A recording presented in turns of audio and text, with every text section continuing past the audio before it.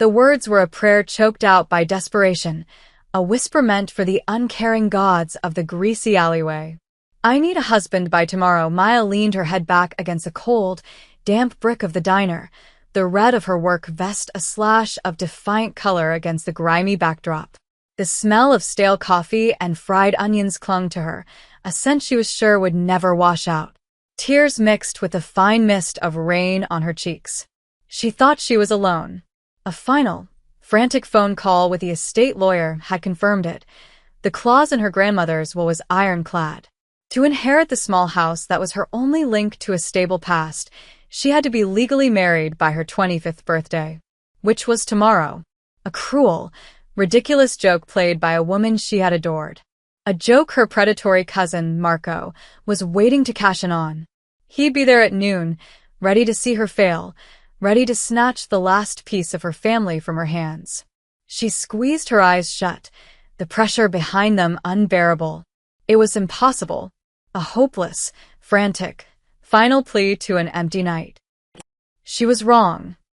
A shadow detached itself from the deeper darkness near the dumpsters. It was a man, tall and impossibly still, wrapped in a long gray coat that seemed to absorb the dim city light. The white of his collared shirt was a stark contrast, pristine and out of place. He moved with a silence that was more unnerving than a sudden noise. He hadn't been there a second ago, and yet he was. He stopped a few feet away, his face a mask of polite indifference, but his eyes held an unnerving intensity, dark and deep. They weren't just looking at her. They were assessing her, cataloging her frayed nerves, the tear tracks on her skin, the tremor in her hands. "You have a deadline," he stated. It wasn't a question. His voice was low, a smooth baritone with an edge like chipped stone. "I have a proposition." Maya's heart hammered against her ribs, a frantic bird trapped in a cage. This was how bad stories started, in dark alleys with strangers who materialized from thin air. "I don't know who you are," she stammered, trying to find a strength she didn't possess. "I have a solution to your problem," he continued, ignoring her fear. "I require a wife. A temporary arrangement. It would be a contract, mutually beneficial. You secure your inheritance. I secure an asset." The word hung in the air, cold and transactional. He was talking about marriage the way one might talk about acquiring a new piece of property. He was a Korean man of obvious wealth and power, the kind she saw stepping out of black cars downtown, men who lived in a different universe. Why would a man like him need a desperate waitress from a dead-end diner? The agreement was signed in an office that smelled of old leather and new money. It was high in a glass tower that scraped the clouds, the city sprawling beneath them like a circuit board. The man's name was Jean. Just Jean. His lawyer, a severe woman with hair pulled back so tightly it seemed to hurt, explained the terms with chilling clarity. Maya would receive a significant sum of money, enough to solve problems she hadn't even dared to imagine yet, in addition to securing her house. She would be Mrs. Min. She would live in his home, attend functions by his side, and present to the world a picture of domestic stability. Her life, for the duration of the one-year contract, was his to direct. There were clauses about discretion, loyalty, and conduct. It felt less like a marriage certificate and more like an indenture agreement. "My world has specific rules," Jean said, his voice quiet but carrying the weight of an unspoken threat. "You will learn them. You will follow them. In return, you will be protected. Anything that threatens you threatens my interests. And I protect what is mine." The possessiveness in his tone sent a shiver down her spine that was equal parts terror and a strange, unwelcome thrill. He wasn't a CEO in the way she understood the term. The men who stood like sentinels outside the office door, the deference in the lawyer's eyes, the palpable aura of danger that clung to him like expensive cologne. This was something else. He was a Korean Mafia boss. The thought screamed in her mind, a realization that settled deep in her bones. She was making a deal not with a businessman, but with a king in a kingdom of shadows. She picked up the pen, her hand shaking. The ink was a deep, damning black against the crisp white paper. She signed her name, and with it, her life. The courthouse was a blur of fluorescent lights and bureaucratic apathy. A bored judge mumbled words that legally bound her to the formidable man beside her. Jean was a statue of controlled calm, his hand a firm, warm presence on the small of her back. He wore a perfectly tailored black suit that made him look less like a groom and more like a beautifully dressed executioner.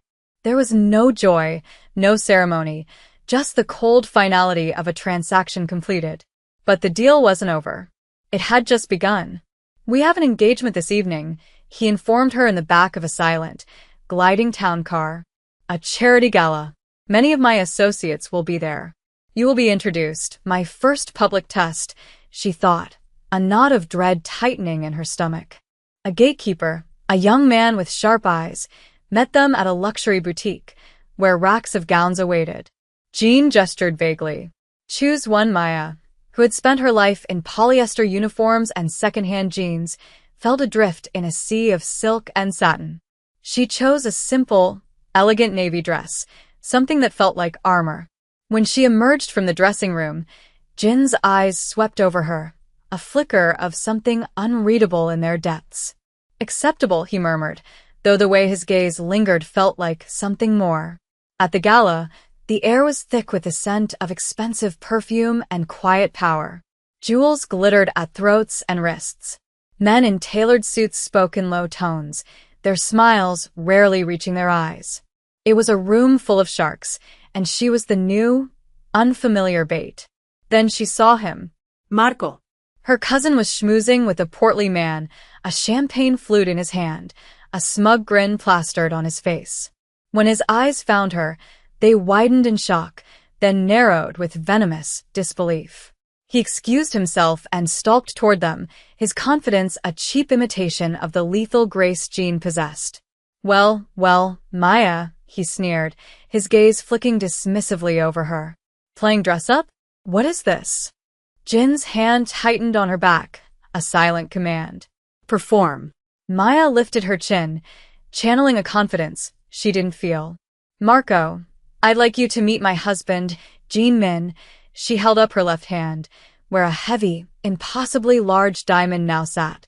The shock on Marco's face was a small, satisfying victory. He stared at Jean, his bravado faltering as he took in the sheer, intimidating presence of the man beside her. "Husband," he spluttered. "You're lying. My wife does not lie," Jean said, his voice soft, yet it cut through the ballroom chatter like a razor. The finality in his tone left no room for argument. Marco paled, finally understanding he was no longer dealing with his timid, downtrodden cousin. He was facing a dragon, and he had just insulted its treasure.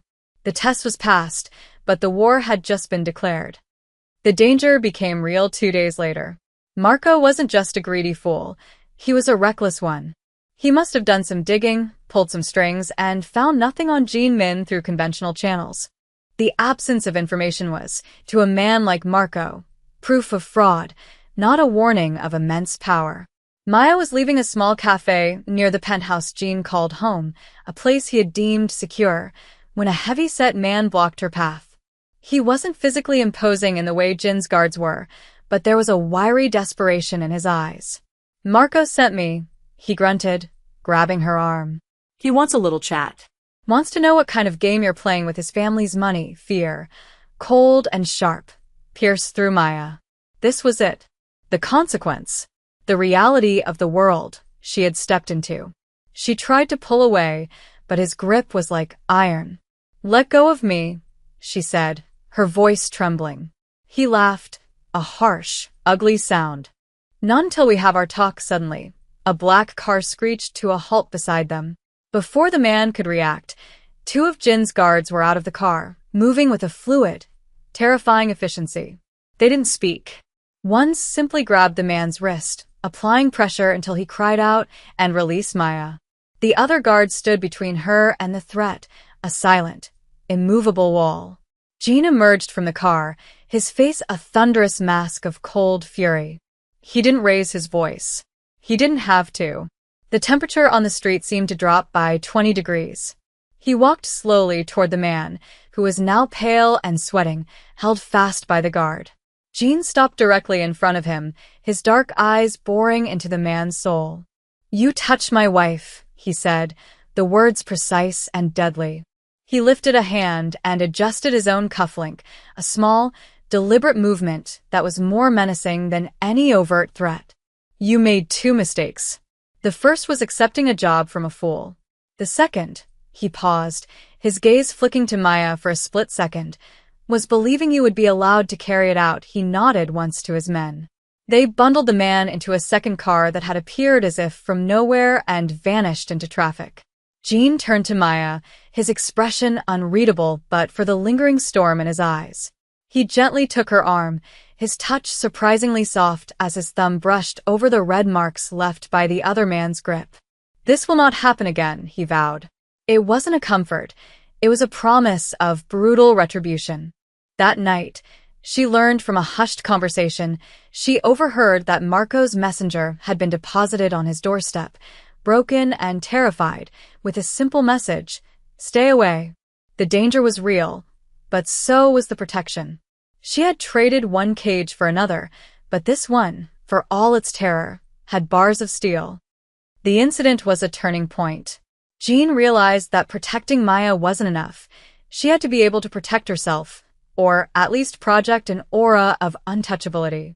She was a vulnerability, a soft target in a world of predators. That had to change. The next morning, she was introduced to Ms. Kim, a woman in her 50s with the posture of a drill sergeant and eyes that missed nothing. She was Jin's head of security, a former intelligence operative and now Maya's personal tutor in the art of survival. "Your husband believes you are a liability," Ms. Kim stated without preamble, her voice crisp and devoid of warmth. "My job is to make you an asset. We begin immediately." The next 3 months were a blur of intense, grueling transformation. The lesson started with poise and etiquette. Ms. Kim taught her how to walk into a room as if she owned it, how to command attention with silence, how to meet a powerful man's gaze without flinching. "Weakness invites aggression," she would repeat, correcting Maya's posture with a sharp rap of a ruler. "You are the wife of Jean Min. You will project nothing but strength." Then came the lessons in observation. Maya was taken to crowded restaurants and quiet parks and taught to see everything. The man whose watch was too expensive for his shoes. The woman whose smile was a fraction too bright. The car that passed the same corner twice.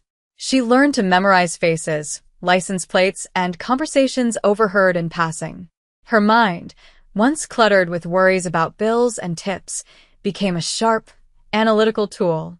The final phase was physical. It wasn't about turning her into a fighter, but about giving her the confidence to escape.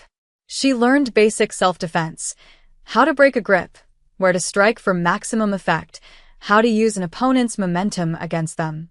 Every evening, she would collapse onto the fine silk sheets of her enormous, empty bed, her body aching, her mind buzzing with new information. Jean was a constant, observant presence during this time. He would appear silently at the end of a training session, his eyes assessing her progress. He never offered praise, but she saw something shift in his gaze, a flicker of respect, perhaps even pride. He was forging her into a weapon, a shield, a queen for his dark kingdom. And through the brutal process, something else was being forged between them.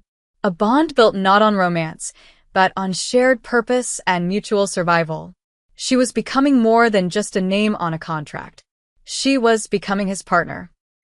One evening, after a particularly brutal session with Ms. Kim that had left her with a bruised cheek and a throbbing wrist, Maya was soaking in the enormous marble bathtub when Jean entered their suite.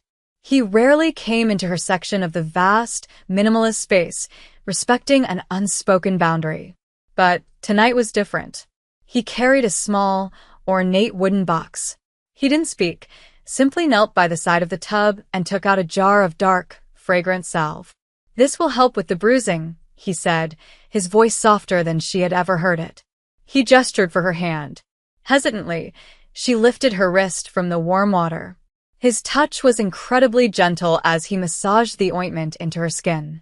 The heat of his fingers contrasted with the cool salve, sending a jolt through her that had nothing to do with pain.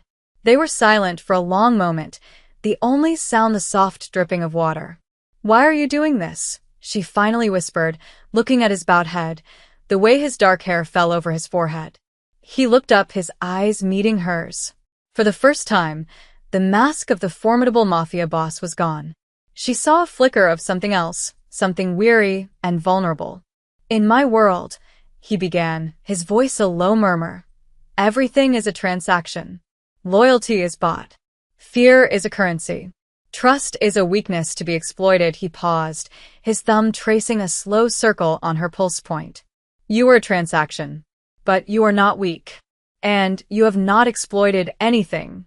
You endure." He looked away, toward the glittering cityscape visible through the floor-to-ceiling window. "My father was a man of honor, but he was surrounded by jackals. They took everything from him when he showed a moment of kindness. I swore I would never make that mistake." It was the most he had ever revealed about himself, a crack in the formidable armor. The intimacy of the moment was overwhelming, more potent than any kiss.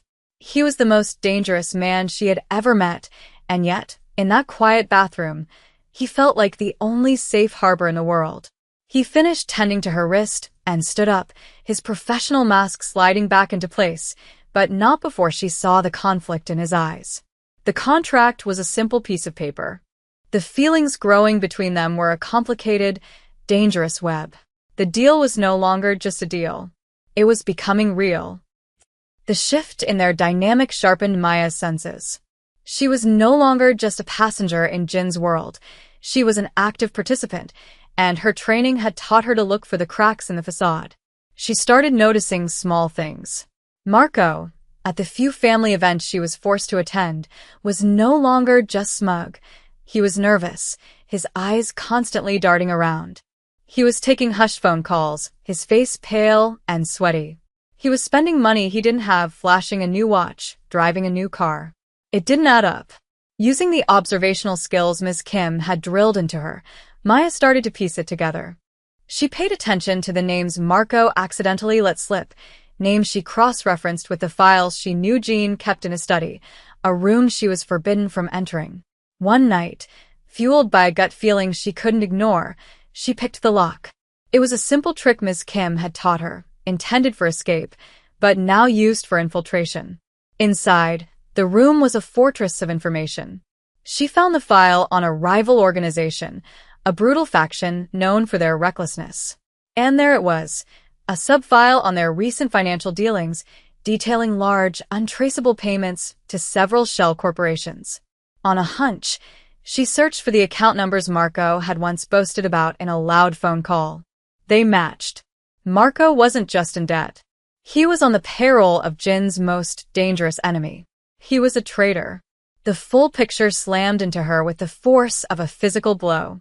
Marco planned to publicly challenge the legitimacy of her marriage at the upcoming Family Foundation Gala. When he succeeded, he would inherit the house and the considerable trust fund attached to it. But it wasn't for him. He was going to use the entire inheritance to fund the rival faction, buying his way into their good graces and financing an attack on Jean himself. He was using her family's legacy to sign her husband's death warrant. Her blood ran cold. She found a hidden audio file on Jin's encrypted server, a recording from a bug. It was Marco's voice, clear as day, speaking with the rival leader.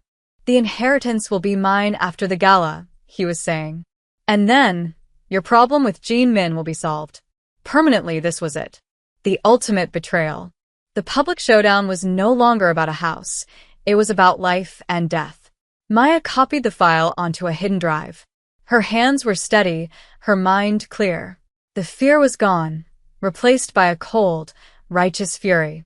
Marco had made a fatal mistake. He still saw her as the helpless waitress from the diner. He had no idea he was about to face the queen of a dark new world. The night of the Foundation Gala was thick with tension. The grand ballroom was filled with the city's elite, a mix of old money and the shadowy figures who truly ran the streets. Jean was by her side, a bastion of calm, but Maya could feel the coiled energy beneath his stillness. He knew something was coming. He just didn't know she was the one holding the blade. Marco took the stage halfway through the evening, a triumphant smirk on his face. He held a microphone, his voice booming through the speakers, dripping with false sincerity. "Friends, family," he began, "I'm afraid I must bring a delicate matter to your attention. A matter of fraud, of deception, that affects the very heart of my dear departed grandmother's legacy." A hush fell over the room. All eyes turned to Maya and Jean. "My cousin, Maya, has presented this man," he gestured dismissively at Jean, "as her husband to claim an inheritance she did not earn. But their marriage is a sham. A lie concocted to steal what is rightfully mine." He produced a folder, waving it in the air. "I have affidavits. I have proof. She was a desperate, broke waitress one day, and the wife of a supposed tycoon the next. It is a lie, and I demand it be exposed." The crowd murmured, their gazes turning from curious to accusatory.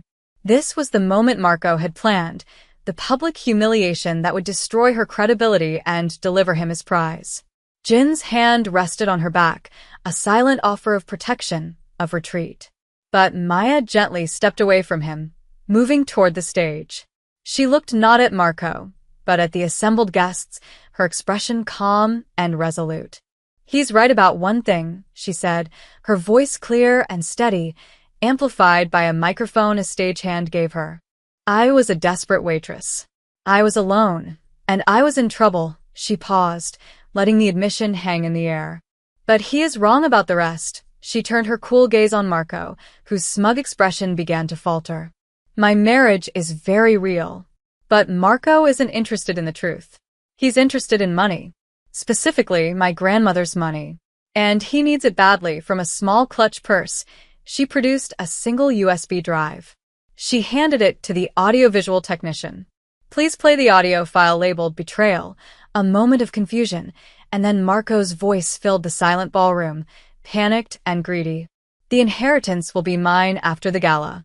And then, your problem with Jean Min will be solved." Permanently, gasps echoed through the hall. Marco's face drained of all color. He was exposed, his treason laid bare for all to hear. The power in the room didn't just flip, it shattered. The whispers were no longer about her. They were about him. She wasn't finished. "He wasn't just planning to steal from my family," she announced, her voice ringing with cold fury. "He was planning to use our name and our legacy to finance a war against my husband." She turned to face the powerful, dangerous men in the room, men who understood the language of loyalty and betrayal better than anyone. "He made a deal with your enemies. He is a traitor in your midst." The judgment in the room was swift and silent. Marco was no longer a man. He was a liability.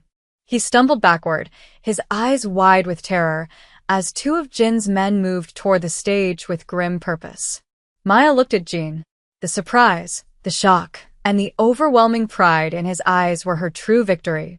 She hadn't been a damsel to be rescued. She had been the sword. In the quiet aftermath, the penthouse felt like a sanctuary above a conquered city. The adrenaline had faded, leaving behind a profound sense of clarity. Marco was gone, dealt with in the swift, silent way Jin's world dealt with traitors. The inheritance was secure. The contract, technically, was fulfilled.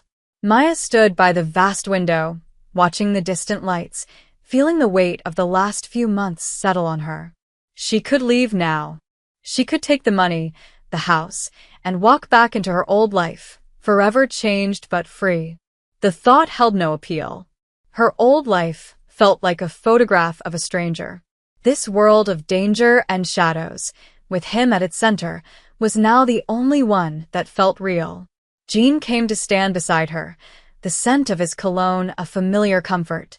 They stood in silence for a long time, watching the city breathe below. "You are magnificent," he said finally, his voice low and laced with an emotion she had never heard from him before. "Ah." "Ms. Kim taught me to be observant," she replied softly. "But she didn't teach me what to do." "I did that on my own." "Yes, you did," he agreed. He reached into the inner pocket of his suit jacket and pulled out a folded document. It was their contract. He walked over to the sleek, modern fireplace and, with a flick of a switch, a line of clean blue flame appeared. Without ceremony, He dropped the paper into the fire. They watched it curl, turn black, and disappear into ash. The legal tie that bound them was gone, dissolved into smoke. But the real bond, the one forged in fear, respect, and a fierce, unspoken devotion, remained. He turned back to her, his dark eyes searching her face. The power, the danger, the imposing presence of the Mafia boss were all there, but now they were tempered by a raw vulnerability meant only for her. That paper was a necessity, he said. A tool to solve a problem. But it was never the truth. He stepped closer, closing the small space between them. He gently cupped her face, his thumb stroking her cheekbone, the one that had been bruised just weeks before. I told you I protect what is mine, he murmured, his voice thick with feeling. The contract is over, Maya. But you are mine. If you will have me, she didn't need to answer with words. She leaned into his touch, her heart, once frantic and scared, now beating with a strong, steady rhythm. She had walked into a deal with the devil and found an angel in the darkness. Her world would always be dangerous, but she would no longer face it alone. She had found her husband, not for a day, but for a lifetime. And in his arms, for the first time, she was truly home.